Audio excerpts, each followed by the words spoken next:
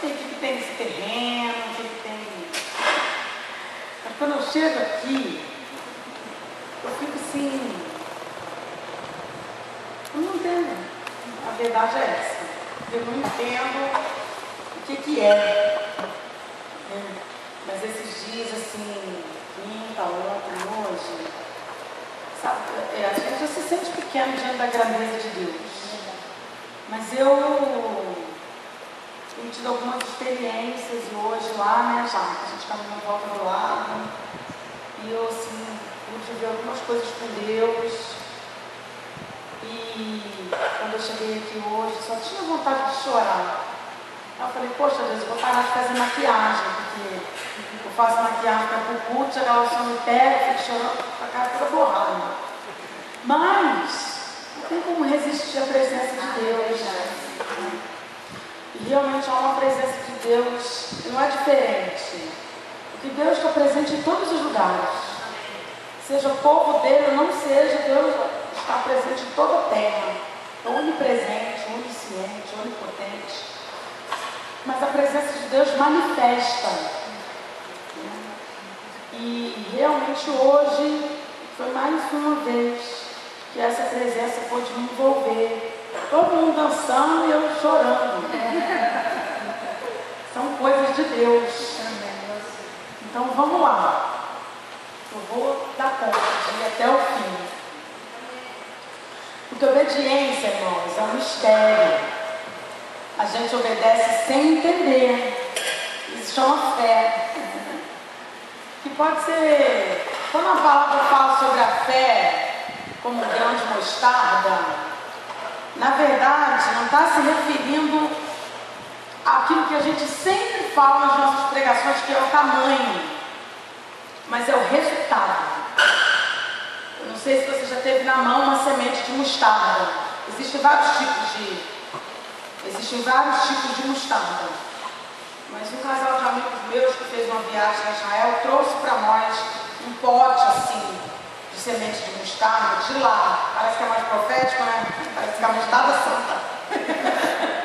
E aí a minha pastora fez a campanha do grão de mostarda, que ela gosta de campanha. Aí nós plastificamos cada grão de mostarda manualmente e cada um recebeu o seu grão de mostarda. Porque a mostarda é um grão pequenininho. Alguns parecem um pontinho de caneta assim. Mas quando ela floresce, é uma árvore enorme. Então quando fala da fé como um grão de mostarda, é uma fé que vai produzir muita coisa. E falar de obediência e de renúncia é falar de uma fé que vai produzir muita coisa. Porque Jesus, ele aceitou aquele desafio. Ele foi obediente até a morte, e morte de cruz, pela alegria que estava proposta. Então ele sabia no que ia resultar todo aquele sofrimento, não é? Ele sabia que eu e você estaríamos aqui hoje, adorando dessa maneira.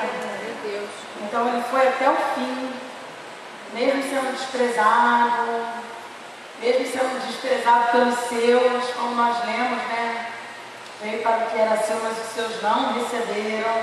Mas ele foi até o final. Nós não vamos até o final para que Deus nos dê o nome sobre todo o nome, porque já tem, que é o nome de Jesus. Mas é uma gratidão eterna, um amor eterno que nos foi dado. Então é assim que eu me sinto. Tem hora que parece que você enxerga melhor o amor de Deus.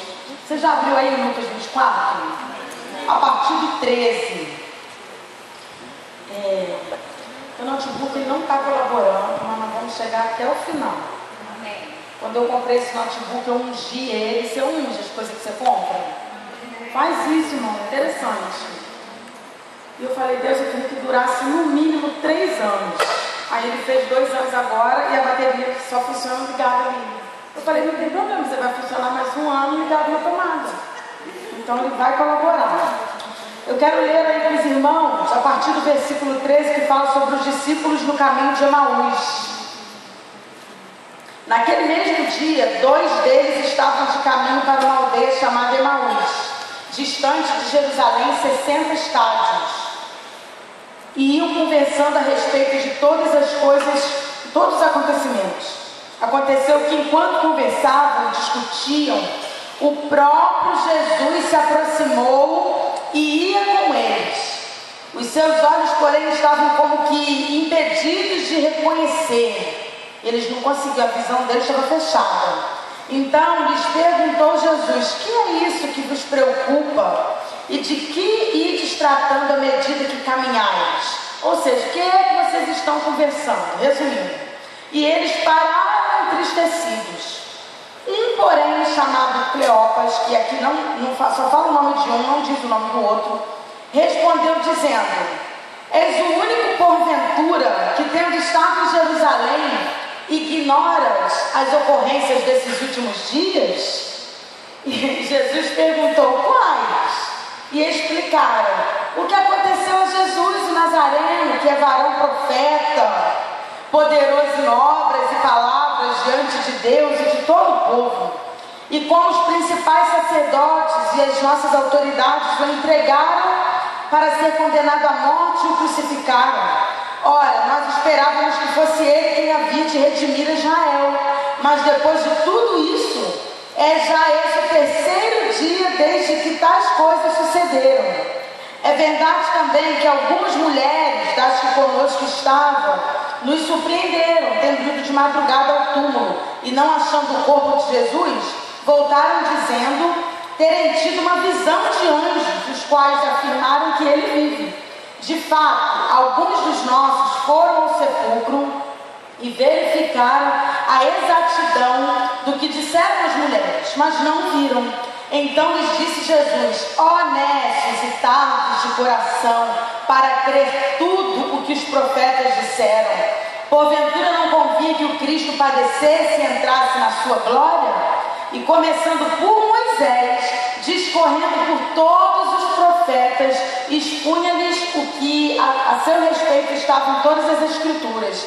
Quando se aproximavam da aldeia para onde iam, fez ele menção de passar adiante, ou seja, de continuar. Mas eles o constrangeram, dizendo: fique conosco, porque é tarde e o dia já declina. E entrou para ficar com eles. E aconteceu que, quando estavam à mesa, tomando ele o pão, abençoou e, tendo partido, lhes deu. Então se lhes abriram os olhos e o reconheceram, mas ele desapareceu da presença deles. E disseram um ao outro: porventura não ardia o coração quando ele, pelo caminho, nos falava, quando nos expunha as Escrituras? E na mesma hora, levantando-se, voltaram para Jerusalém, onde acharam reunidos os 11 e outros com eles, os quais diziam: o Senhor ressuscitou e já apareceu a Simão. Então os dois contaram o que lhes acontecera no caminho e como fora por eles reconhecido no partir do pão. Isso aqui aconteceu depois do tempo que Jesus viveu, operou tantas maravilhas e milagres, ensinou tantas coisas e morreu, ressuscitou. E agora, antes de subir ao Pai, de voltar ao Pai, ele apareceu a algumas pessoas, começando pelas mulheres, né? Por uma mulher, Maria, e agora ele estava ali acompanhando esses 2 discípulos no caminho. Você sabe que Jesus não tinha apenas 12 discípulos, né? Ele precisou passar um tempo de oração no monte para escolher dentre uma multidão apenas 12, para receber um treinamento mais de perto. Mas eram muitos os discípulos, muitos aqueles que gostariam de ter seguido Jesus tão de perto quanto os 12. Mas esses aqui também, eu creio, que acompanharam de alguma forma o ministério de Jesus, ainda que não de forma tão íntima quanto João, Pedro, Tiago e João, que eram os mais chegados, né? E aí eles viveram, passaram por muitas coisas com Jesus, já tinham ouvido uma mulher falar, as mulheres falarem: olha, nós fomos lá e ele não estava, o anjo disse que ele ressuscitou, a outra disse que viu, mas eles ainda assim não acreditavam. Isso nos faz pensar o seguinte: eles andaram com Jesus, viram as maravilhas, viram Jesus pessoalmente, coisa que nenhum de nós já viu, né? E aí a palavra diz assim: bem-aventurados que não viram e creram. Somos nós, não é? Porque eu nunca vi Jesus pessoalmente, falando em carne e osso, mas eles tiveram esse privilégio. Mas parecia muito assustador o fato de Jesus ter ressuscitado. Eles não reconheceram Jesus. E aí eu poderia dizer assim: não, mas é claro, depois de tanto sofrimento, né, Jesus ficou tipo uma carne moída, viu, gente? Aquele filme lá, Mel Gibson, que é, né, bem ruim, acho que ele foi aquele que mais se aproximou de longe daquilo que aconteceu. Já deixa a gente meio que chocado, mas foi bem pior do que aquilo. A coisa foi feia, foi muito terrível mesmo. Então, eles ficaram com aquela visão, né? E aí Jesus já tinha ressuscitado, né? Já estava diferente, eu imagino. Mas o mais, assim, incrível é que quando ele falou com a Maria lá no jardim, ela reconheceu a voz dele. Não foi? Eles não. Eles não reconheceram. A visão deles, esse versículo aqui, estava como que fechada. Mas interessante ver que depois que eles já conheceram no partir do pão, e aqui está dizendo que Jesus começou com Moisés e com todos os profetas, então foi tempo, né? Não foi uma coisa de uma hora. Mas no partir do pão, eles reconheceram que era Jesus, e Jesus desapareceu. E aí, eles falaram um para o outro assim, aqui ó, aqui no finalzinho, disseram um ao outro, versículo 32, porventura não ardia o coração quando ele pelo caminho falava? Quando ele falava sobre as escrituras, eles não reconheceram nem a voz, nem a pessoa, mas o coração deles ardia. O coração deles ardia. E eu queria que você guardasse essa palavra. Havia um fogo no coração deles. Havia um fogo. E aí, fogo no dicionário é toda combustão acompanhada de desenvolvimento de luz e calor. Isso tem muito a ver conosco, viu, irmãos? Isso tem muito a ver com o Espírito Santo. Isso tem muito a ver com esses apaixonados, com esses desesperados, que terminou aqui esse momento de adoração. Fogo é toda combustão acompanhada de desenvolvimento de luz e calor e geralmente de chamas. Fogo é entusiasmo, fogo é um sentimento forte, é uma ardor, é uma paixão. Então, ainda que eles não tivessem reconhecido Jesus, o fogo estava queimando lá no coração deles. Você vai funcionar em nome de Jesus, para de fazer gracinha. Não vai desligar. Tá querendo desligar, já está desligando. Então vai. Era só isso que eu não lembrava de cor. Tá bom. Ficou doido. Havia um fogo no coração deles. E aí eu me identifico com essa palavra que eu quero compartilhar com você. Nós temos caminhado com Jesus, alguns por 1 ano, 2 anos, 3 anos, 10 anos, 13 anos, 30 anos. Resolveu configurar o Windows agora. Não, tá vendo? Troca, né? Não desliguem, vai configurar. Obrigada. Eu anotei, eu sou boba, eu não confio na máquina, viu, irmão? Eu não confio, está anotado na minha agenda. Não deu tempo de imprimir, sou boba. E aí, a minha pergunta é, não importa quanto tempo, viu? Mas o nosso coração ainda queima, independente da música, independente da dança, independente da atmosfera, se é de adoração ou não, porque Jesus não depende dessas coisas, amém? Para se manifestar. Nós sim precisamos, muitas vezes, mas o nosso coração queima O meu coração queima na presença de Jesus. Existe fogo no meu coração, independente do silêncio ou da música. Existe fogo no meu coração, independente de estar aqui no culto ou de estar na minha casa. Porque, irmãos, o culto, aqui, esse lugar, é a reunião. Nós nos reunimos para cultuar juntos. E muitas vezes as pessoas têm uma dúvida. Ah, mas por que algum culto é assim, né? É mais fervoroso e o outro não? Porque vai de acordo com o coração de quem veio. Vai de acordo com o tamanho da chama que já veio da sua casa. E da minha, que eu estou me incluindo. O nosso coração queima mesmo com Jesus, arde na presença dele.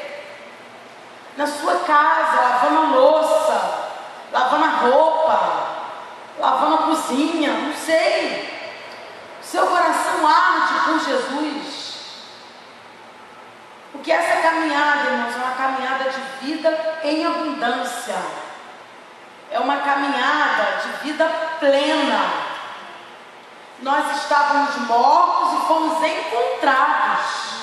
Então, hoje, diante de Deus, nós estamos vivos para Deus, mortos para o pecado e vivos para Deus. É vida. Nós somos vivos, não somos mortos, é só para o mundo. Então, essa coisa aqui na presença do Senhor, abundância de alegria, isso não depende de uma música. Eu não estou criticando louvor, eu sou de ministério de louvor, viu, irmãos? Viu, pessoal do louvor?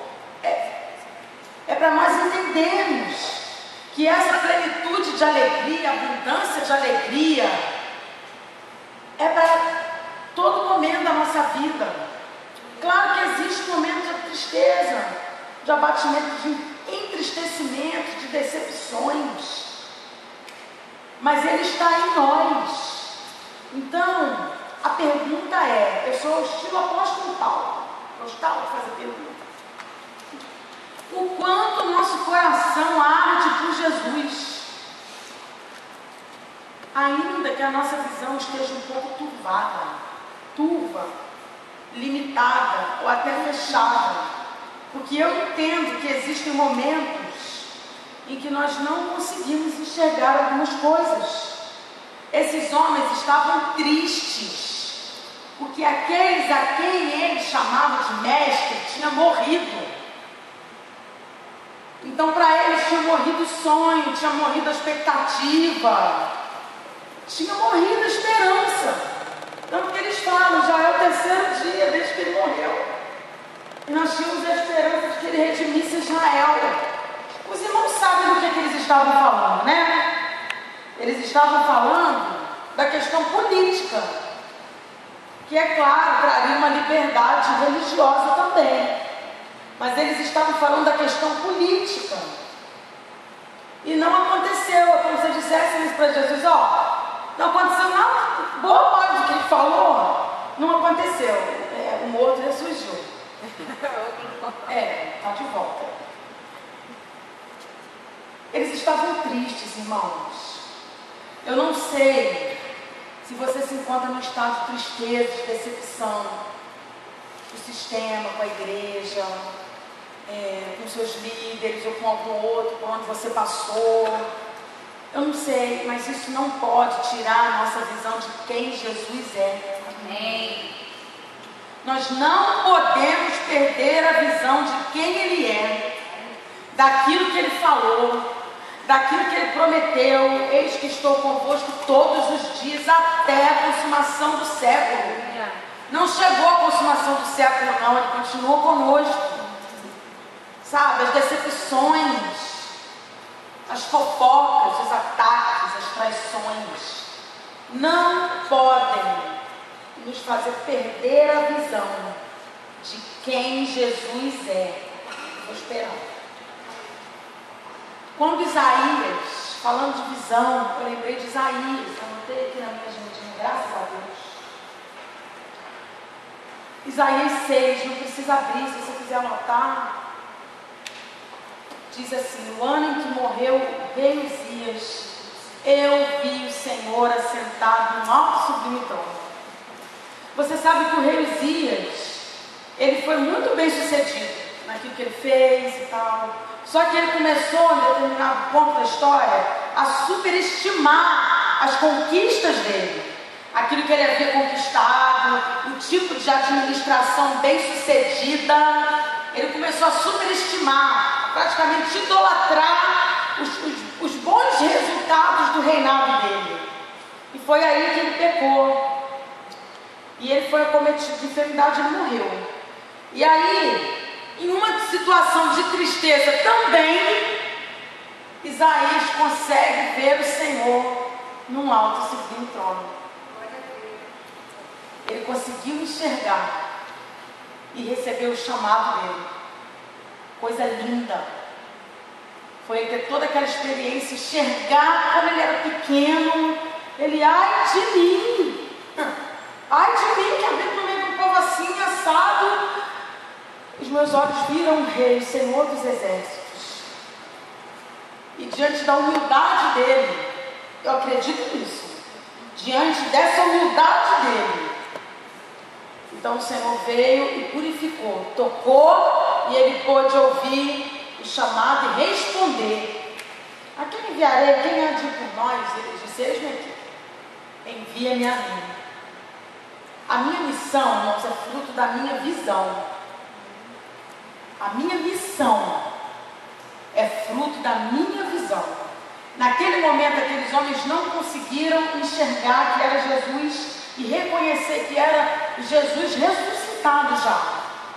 E lá na frente, na comunhão, olha que lindo, na comunhão, no partir do pão, a visão foi restaurada. Como é importante a comunhão. Essa parada de ser crente em casa é antibíblico, é quase anticristo esse negócio. Porque a comunhão é muito importante. A comunhão, existe cura na comunhão. Existe a restauração da visão na comunhão. E eles tiveram a visão deles restaurada no partir do pão. Isso fala da ceia do Senhor. No que é para o corpo de Cristo, no partir do pão, a visão deles foi restaurada. E quando, eu creio assim, mais na frente veio a palavra de Jesus sobre que eles deveriam voltar para Jerusalém, esperar que viesse o poder, sobre a grande comissão, não é? Então veio a visão aberta para que eles pudessem ouvir. Então a minha missão, a sua missão é fruto da sua visão. Se nós não conseguirmos enxergar quem Jesus é, além das decepções, das traições, além das nossas lutas, além dos nossos problemas, nós não vamos conseguir executar a nossa missão, que é ir por todo mundo, começando por Jerusalém, que é onde nós estamos plantados, e pregar o Evangelho a toda criatura. Então, que o Senhor abra os nossos olhos, que Ele limpe os nossos olhos, que seja de tristeza, do que for, irmãos, cada um sabe da sua história. Não tem como entrar em detalhes daquilo que eu não sei, só o Senhor mesmo é que sabe. Então, nessa noite, medita nisso. O seu coração arde, mas você não consegue enxergar quem o Senhor é, porque a imagem dele ficou distorcida por causa de alguém que deveria ter representado Jesus para você e falhou. Então agora, será? Então você não consegue mais confiar, você não consegue mais enxergar. A tristeza não deixa. O coração está ardendo, mas você está com o pé atrás ali. Aí você se lembra de Isaías, mesmo no momento de tristeza e até de decepção, porque no final das contas o homem terminou mal o reinado dele. Então eu creio que havia uma decepção nacional.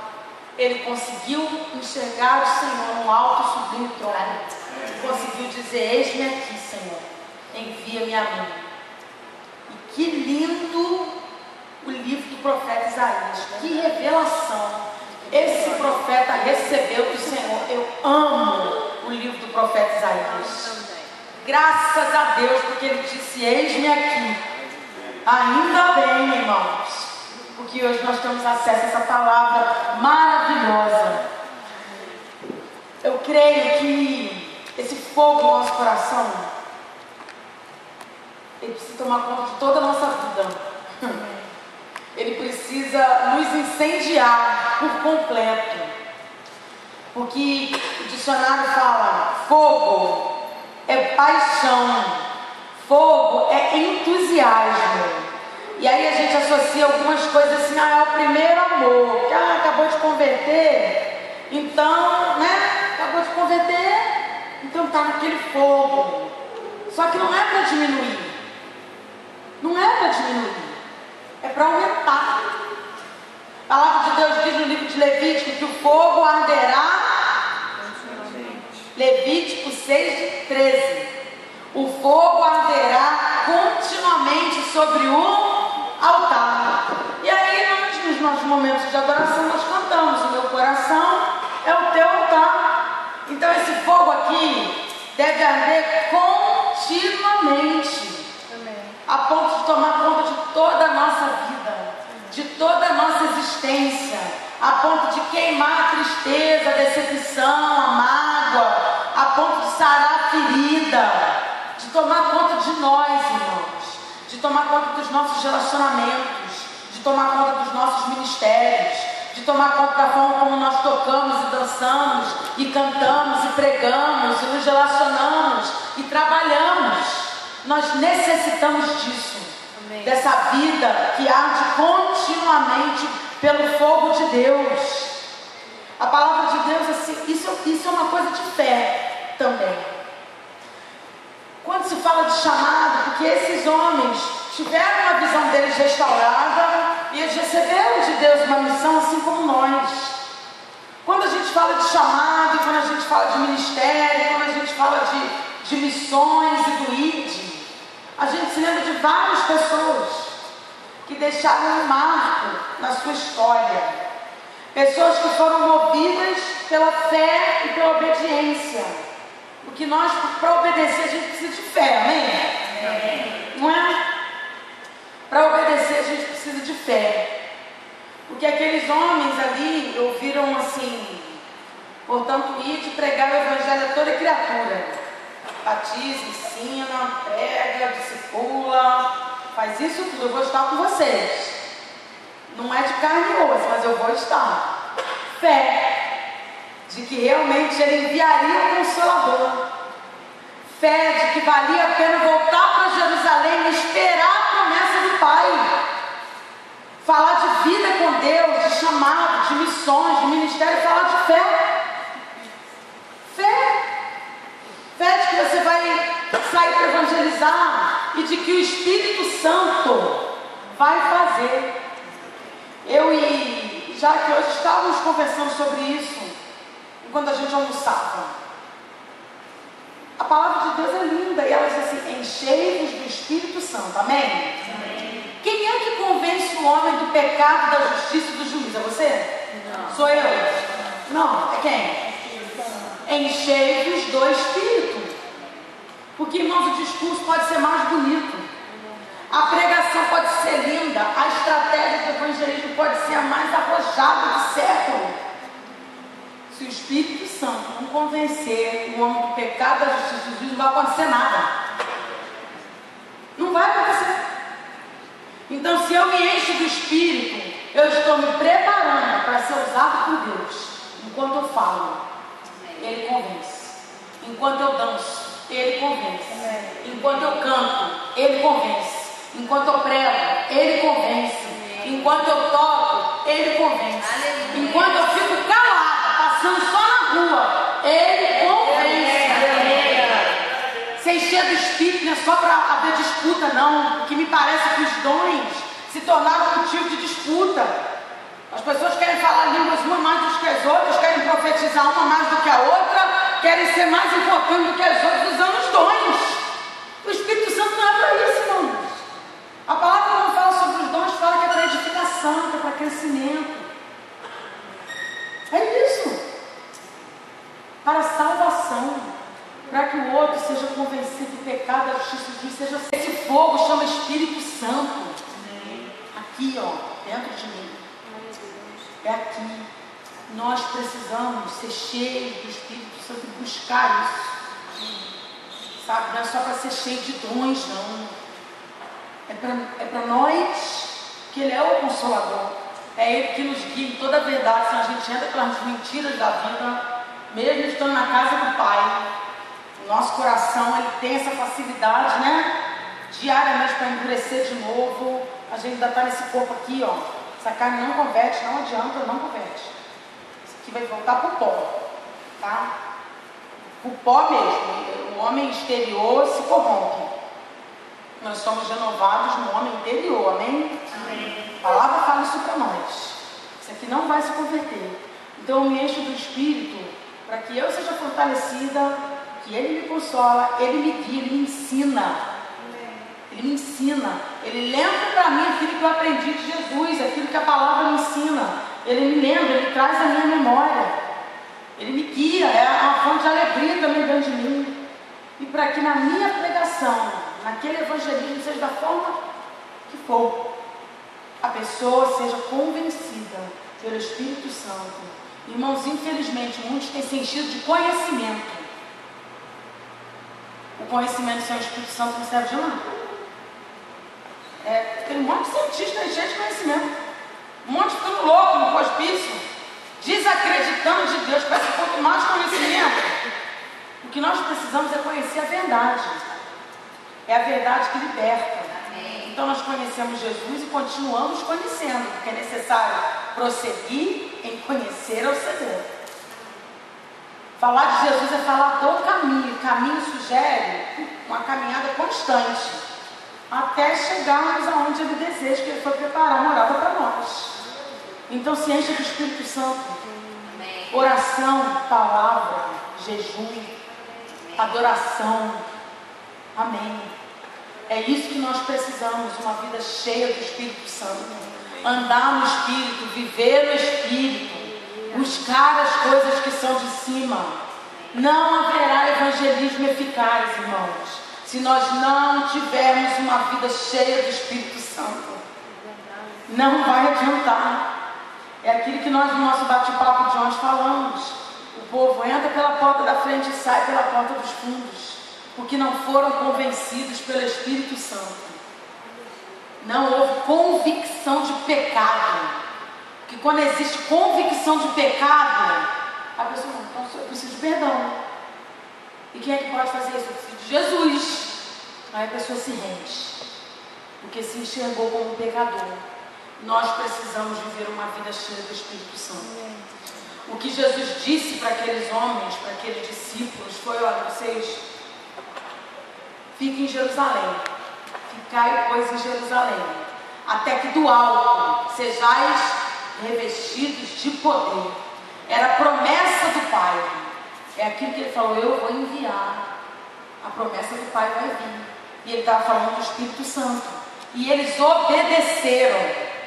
Que para ter uma vida cheia do Espírito Santo é preciso obedecer. Não combina vida cheia do Espírito Santo com desobediência, vida cheia do Espírito Santo com rebeldia, vida cheia do Espírito Santo com insubmissão.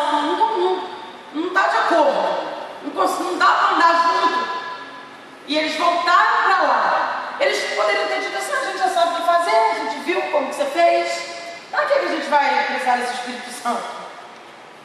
Mas eles acreditaram, tiveram fé, voltaram para lá, ficaram no cenáculo, lugar de refeição, de comunhão, orando. Os discípulos, as mulheres, cerca de 120 pessoas. No dia de Pentecostes, veio a promessa do Pai sobre eles. E eles foram cheios do Espírito Santo. E o resultado disso tudo, irmãos, Pedro se levantou, né? E no poder do Espírito Santo começou a pregar. E naquele dia se converteram cerca de 3.000 pessoas. E ali estava sendo inaugurada a igreja primitiva, na qual nós devemos nos inspirar diariamente pelo poder do Espírito Santo, debaixo de obediência. Vida cheia do Espírito é uma vida de obediência. Eles voltaram para lá e esperaram. O nosso problema é esperar aquilo que vem do alto. Porque produzir, mover é muito fácil, irmãos.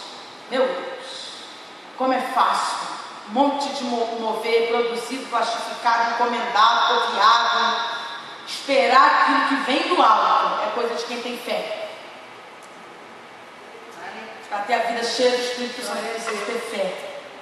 E esperar aquilo que vem do alto. Eles poderiam ter tentado, irmão. Eu fico pensando nessas coisas, às vezes, assim. Eles poderiam ter tentado. Não tem que esperar nada. Vamos embora, tem um monte de gente precisando de ajuda. Vamos lá. Vamos botar. Vamos exercer aquilo que ele nos ensinou. A gente já sabe como fazer. Nós dizemos, eu nem sei, eles iam levar vários corpos de demônio. Essa é uma vergonha. Imagino que a coisa ia ser terrível. Mas eles esperaram. E a promessa veio. Amém. Que Deus cumpre a palavra. Ele cumpre a promessa.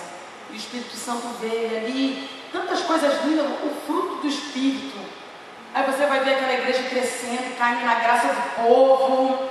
E o Senhor acrescentando aqueles que seriam salvos. Olha que lindo. Né? E o povo perseverando na palavra, na oração, no partir do pão, na comunhão, no templo e nas casas.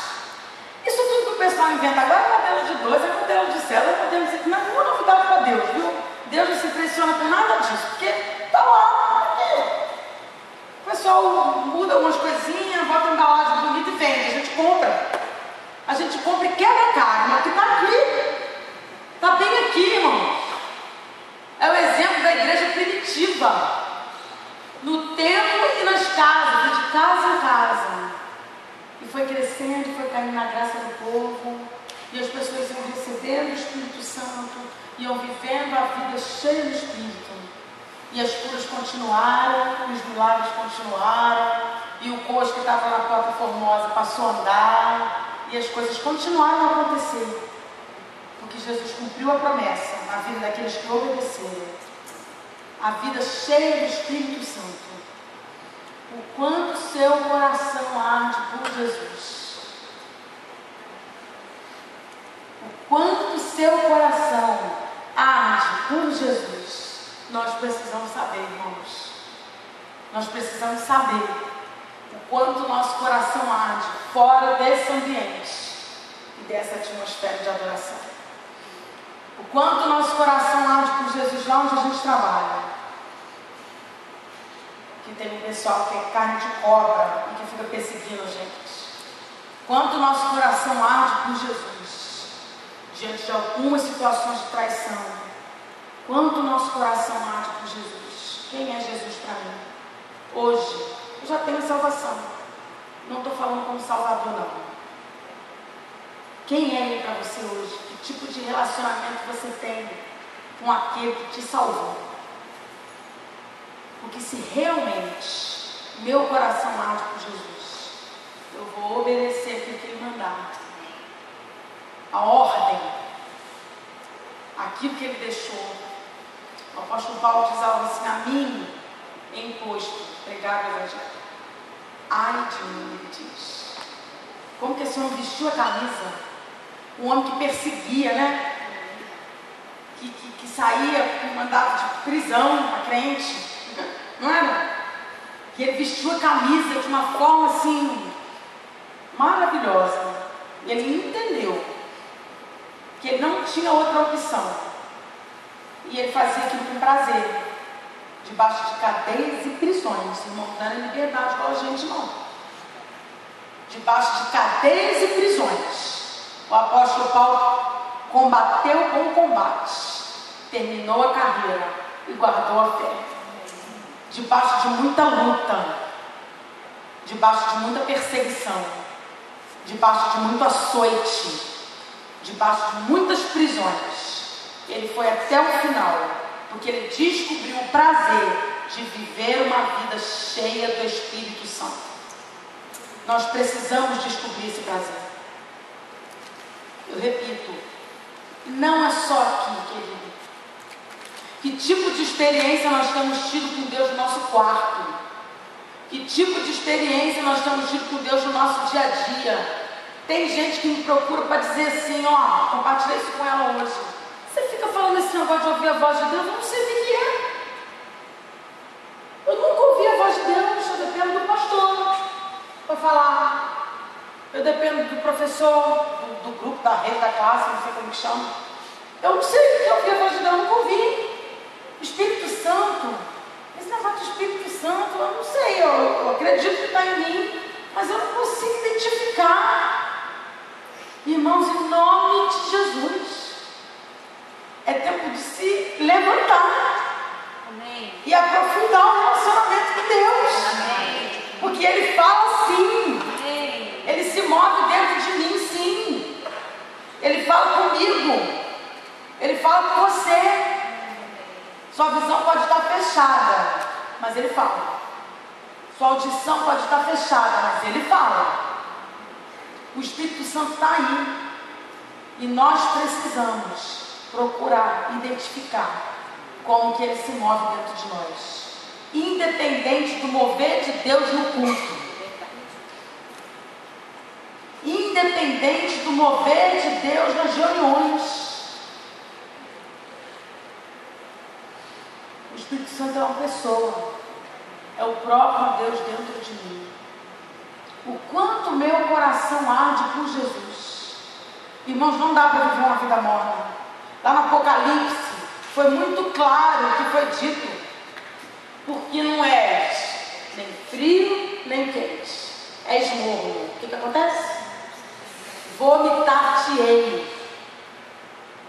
Vomitar-te-ei. Não dá para viver em cima do muro, querido. Aleluia. Não dá. Não tem outra opção, é viver a vida cheia do Espírito Santo. Amém. É tempo de buscar o Senhor. Amém. É tempo de buscar o Senhor. É tempo de buscar o Senhor. Estratégia Deus dá, mas é tempo de buscar o Senhor. Não é esse o propósito desses dias? É tempo de buscar o Senhor. Não só para que Ele traga as estratégias. Não só para que Ele encha a igreja. Mas é tempo de buscar o Senhor. Para se relacionar melhor com Ele. Para ouvir quando Ele falar. Para que Ele tenha liberdade de madrugada. Chamar eu e você para ter uma conversa com Ele. Isso não é para um grupo seleto de pessoas, não. Ai, Deus falou comigo nessa madrugada. Parece assim, tipo, tá vendo como eu sou exclusiva? Deus falou comigo de madrugada. Deus não tem filhos preferidos, não. Não mesmo. Eu prego nisso, eu creio nisso, que Deus não faz exceção de pessoa. Tem essa coisa de filho preferido. Não tem. Tem filhos que se relacionam mais. Então tem mais intimidade. Conhecem mais os segredos do coração do Pai. O que buscam. Então eles se revelam. É isso. Hoje eu pude ter um bom tempo de conversa. Praticamente a gente conversou o dia inteiro.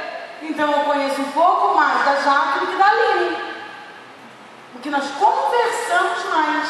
Então Deus não tem filhos preferidos, Ele tem filhos que conversam mais. Então sabem mais daquilo que está no coração dele. Sabem mais daquilo que Ele está para fazer.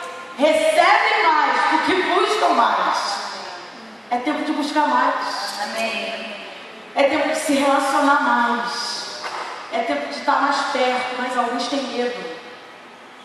E eu queria fechar falando sobre isso. Alguns têm medo. Pensando, se ficar muito perto de Deus, Ele vai começar a me pedir uma renúncia, vai começar a pedir para abrir mão disso, daquilo. Então é melhor assim, deixa eu aqui, Senhor, você fica aí, eu fico aqui, tá tudo bem assim, a gente vai.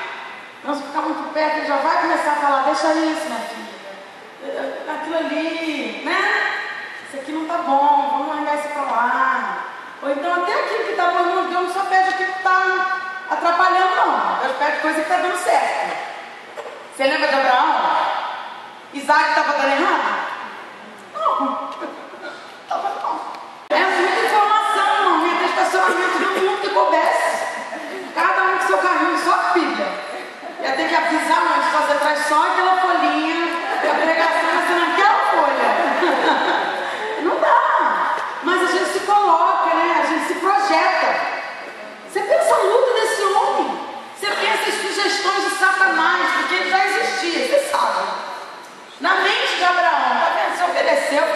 tal desse filho.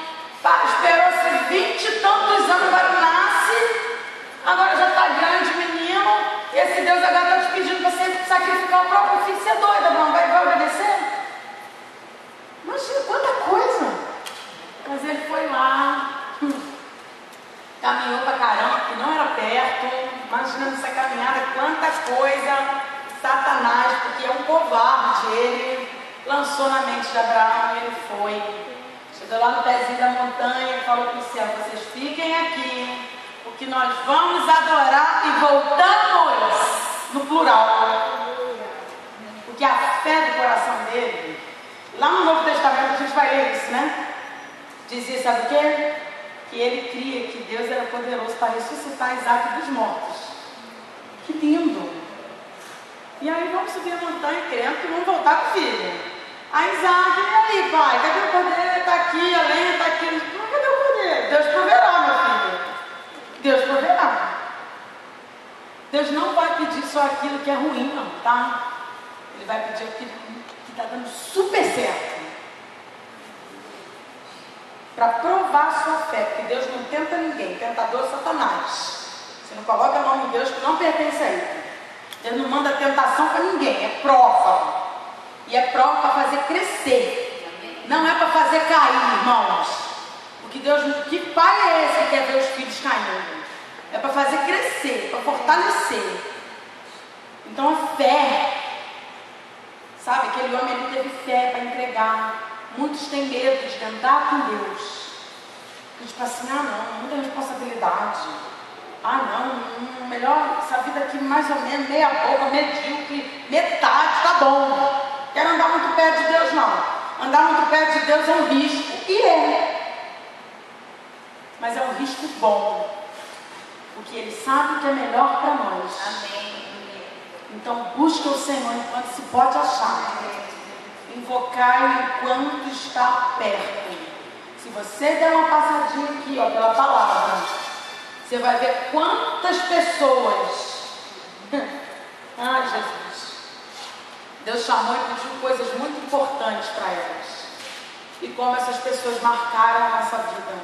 E são inspirações para nós. Se você abrir Hebreus 11, você vai ver o nome de um monte de gente ali que viveu pela fé. Que da fraqueza tiraram forças. Que pela fé receberam pela ressurreição os seus mortos. Tanta coisa, irmãos, para andar com Deus, para viver cheio do Espírito, é preciso fé. Fé. É preciso ter fé. Então que Deus acrescente a nossa fé. E para fechar, eu anotei aqui, Joel capítulo 2, se você puder abrir.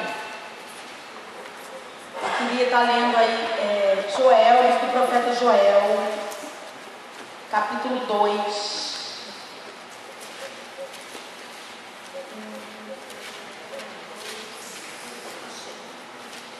A partir do versículo 28.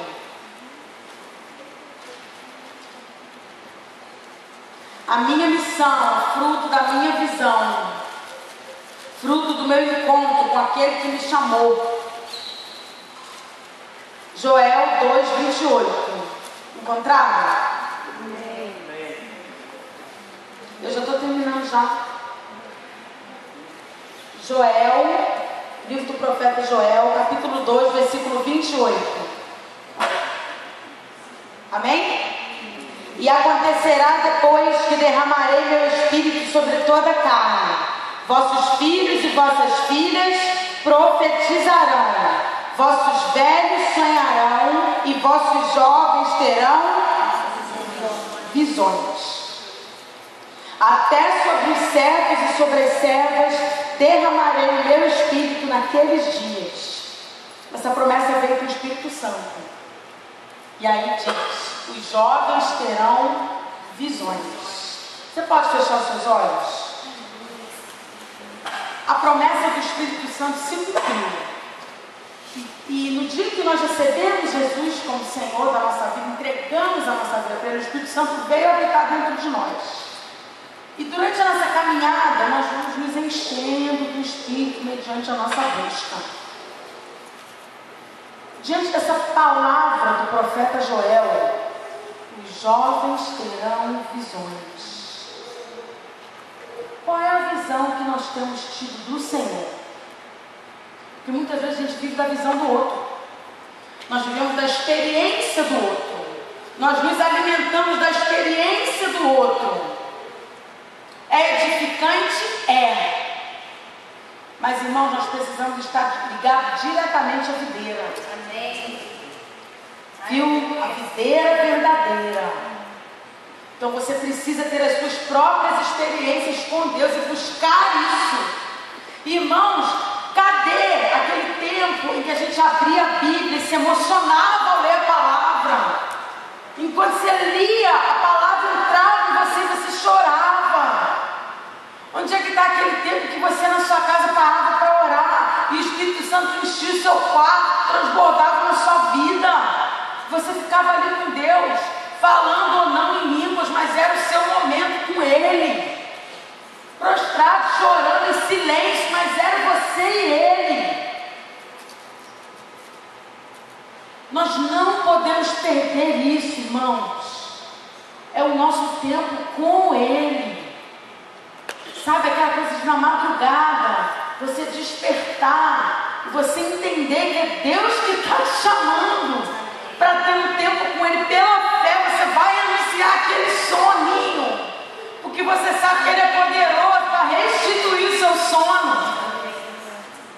Talvez esse seu melhor seja o seu sono. Está tão bom esse soninho, Deus.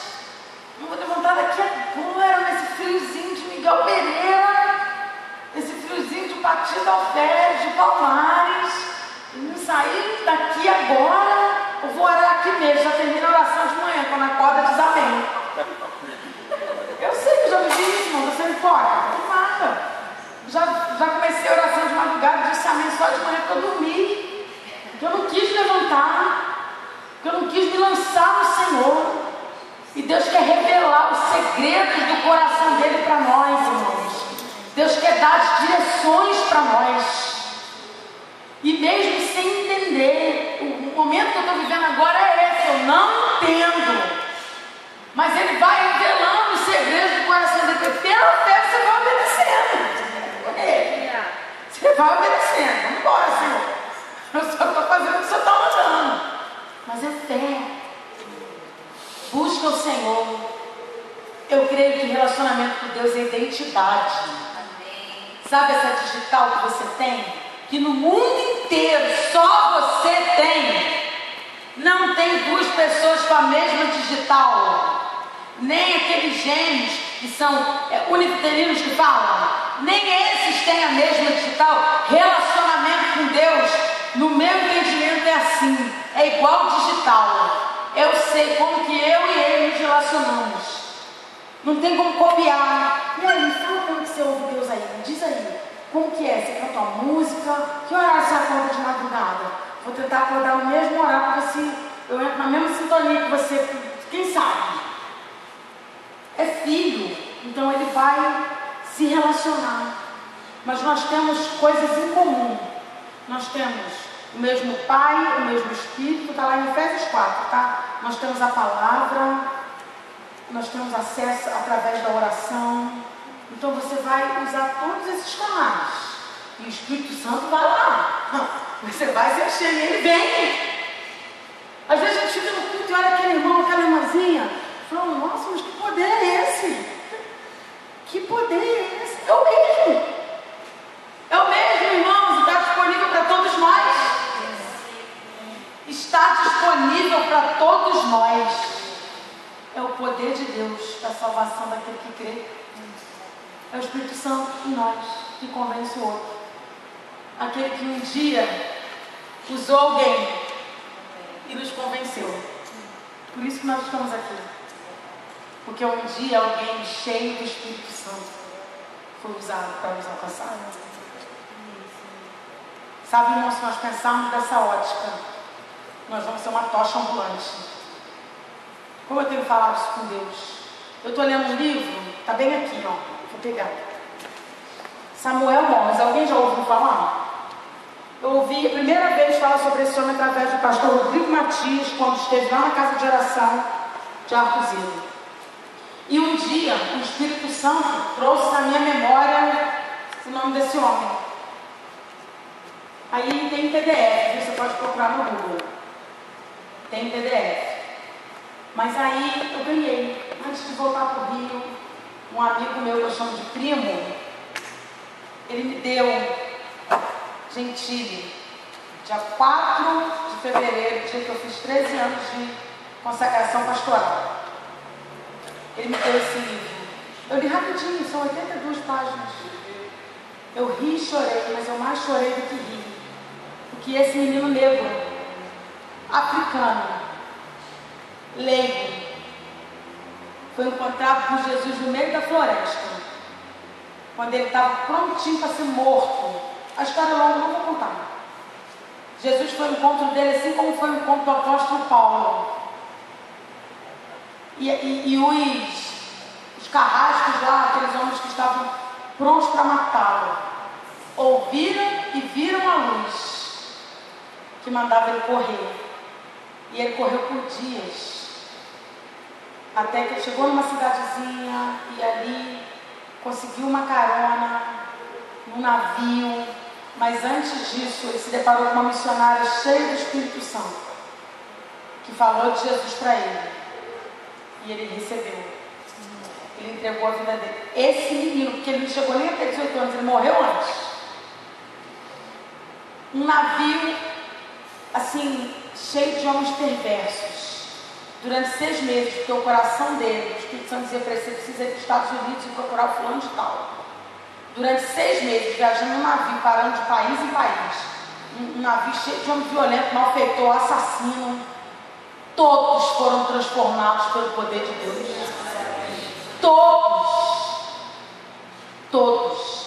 E ele chegou na América, encontrou um missionário que ele estava procurando e falou: alguém me disse que você vai me ensinar sobre o Espírito Santo. E os pastores daquele local foram incendiados pelo poder do Espírito Santo.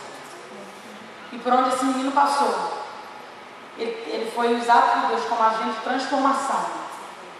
Aí aqui diz assim, ó: simples e letrado, ele foi instrumento usado por Deus para despertar cristãos adormecidos e trazer e fazer de prestigiosa universidade evangélica um celeiro de missionários. Ele morreu antes de completar 18 anos, mas até hoje, depois de morto, ainda fala o testemunho dele. É tremendo esse livro, eu desafio você a comprar e a ler. Essa semana eu vou sair, fiz autorização na minha igreja, porque eu quero, quarta-feira, culto de missões, eu quero dar um livro desse para cada um dos irmãos que tem sido fiéis à reunião de missões, porque a gente vai estudar a vida desse homem junto. Porque de repente falar de Abraão, Isaac, Jacó, Moisés é muito distante, mas isso aqui, ó, é alguém do nosso tempo. 1800 e pouco ele viveu, 1882, um menino cheio do Espírito Santo, que impactou a sua geração. Negro nos Estados Unidos, em 1800 e pouco, tinha que ser valente, mas ele entrou em lugares e ele falou com pessoas, e a vida de muita gente foi transformada. Ele conquistou ateus para o Senhor Jesus, sem saber ler ou escrever, irmãos. Só Deus faz isso. É o fruto de uma vida cheia do Espírito Santo.